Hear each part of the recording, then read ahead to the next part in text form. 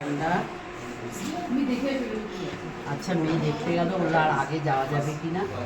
এই যে টিটলেস বরফ দিয়ে সুন্দর করে লেখা। রানাও সমানে ছবি তুলে যাচ্ছে, ছোটো ছোটো ভিডিও বানাচ্ছে। মেয়ে আবার আরও দূরে যাচ্ছে, আরও এক্সিট।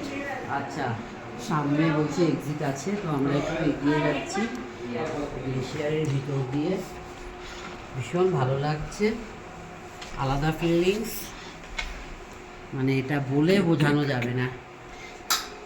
সুন্দর লাগছে, এত ভালো লাগছে কি বলবো। যাক দেখে গেলাম, আসা সবার পক্ষে সম্ভব হয় না। It's a lifetime experience. ভাবতে পারিনি আসতে পারবো। It's an ice cave